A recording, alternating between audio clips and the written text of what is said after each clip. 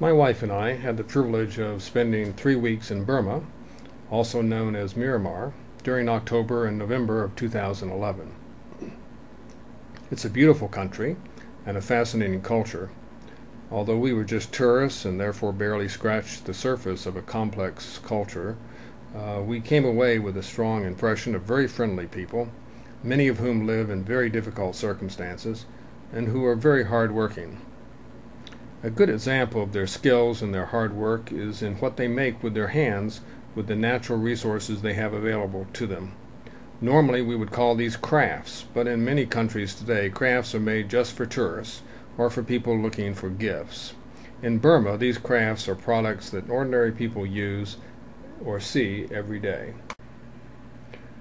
One product that we don't see very often in the United States, but is very prevalent in Burma, is gold leaf. That is, tiny packets containing one piece of very thin gold that can be purchased at a Buddhist temple by worshippers so they can make a gift of it to Buddha. In the temples, people can be seen pasting these pieces of gold leaf onto statues of Buddha as an act of worship.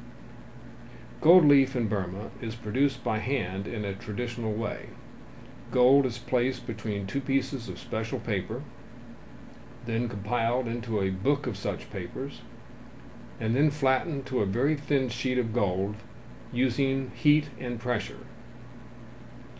This heat and pressure is provided by these men beating these books of gold papers for 45 minutes at a time. It is strenuous work, but the result is gold leaf that has a high value and an important place in Buddhist worship. Buddhism is a very important part of Burmese culture, and a central part of Buddhist worship is, of course, one or more statues of Buddha. In one cave we visited, there were many thousands of such statues, and more were being added all the time. So there's obviously a need to create new Buddha statues. Mandalay appears to be the center for creating Buddhist statues out of marble, not just for Burma, but also for other countries in Southeast Asia as well. Here you can see that the artists need a good eye for seeing the statue in a block of stone before they begin. And then they need a skilled hand to do the fine finishing work necessary at the end of the process. Unfortunately, it is clear that there are no worker safety measures in place that would protect these workers from the clouds of dust that swirl around them. Even a paper mask would keep a lot of that marble dust out of their lungs. Another product that is commonly seen around Burma is the umbrella. Umbrellas are used to protect people from getting wet, of course, during the monsoon season, but more importantly, they are used by many people as a way of protecting themselves from the sun, both for comfort on a hot day and also for health reasons.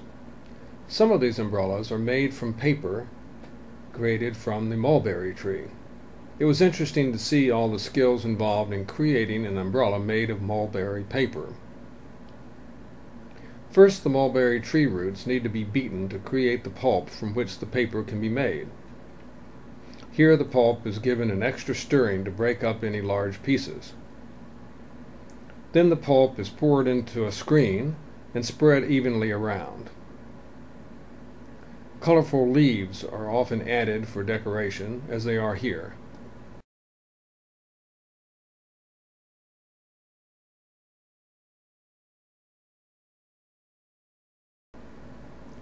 The screen is then removed from the water and allowed to dry.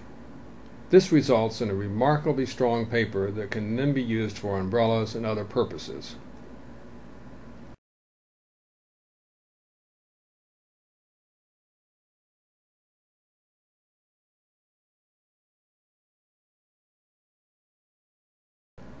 Of course, there's more to making an umbrella than just the covering.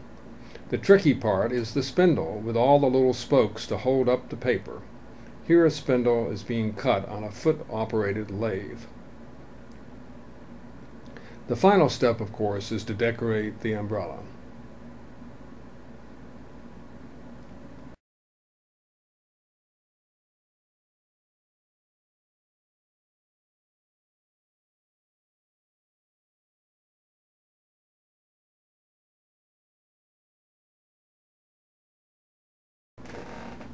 Pottery making, of course, is common to many countries, but in Western countries at least, most of it seems to be created as art.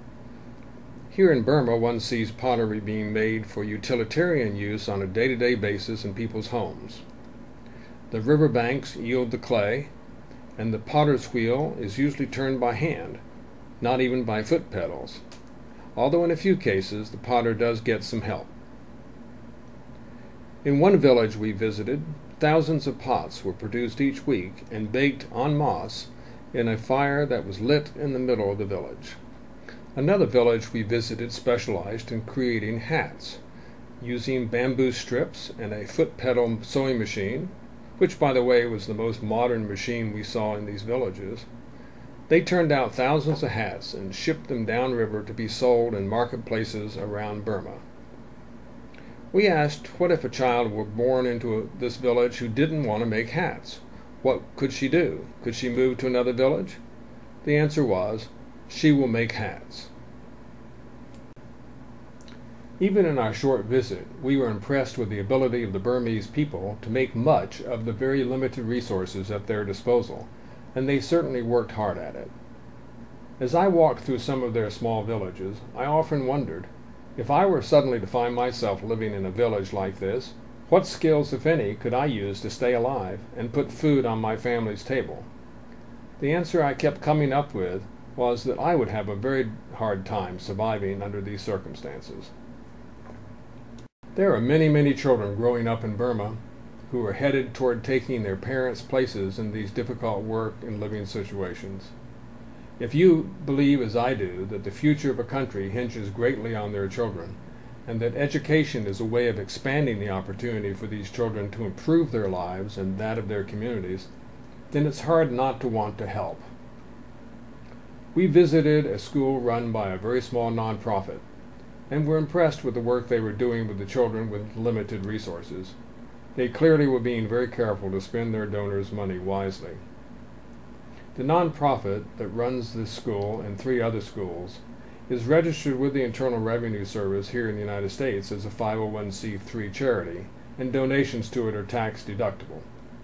We have no connection with this charity except that we have now decided to become donors as well. I wouldn't mention their name here, but I would be glad to pass on the information about how you can make a contribution if you're interested. Just email me at cybervolunteers@aol.com.